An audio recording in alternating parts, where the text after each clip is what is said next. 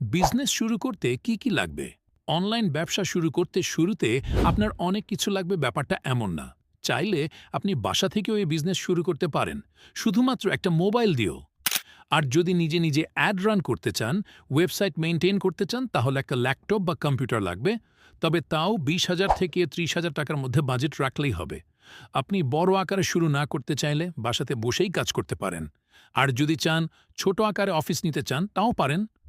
যদি বড়ভাবে ব্যবসা শুরু করতে চান, বড় অফিস, বড় সেটআপ নিয়ে, তাও করতে পারেন। সবকিছুই আসলে ডিপেন্ড করে আপনার বাজেটের উপর।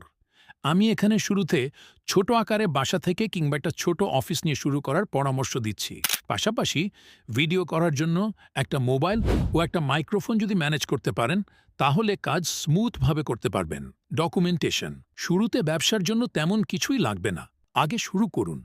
ব্যবসা শুরু হলে একটা ট্রেড লাইসেন্স করুন, এরপর ব্যাংক অ্যাকাউন্ট। ধীরে ধীরে ব্যবসার প্রয়োজনীয় সকল ডকুমেন্টস করে ফেলুন।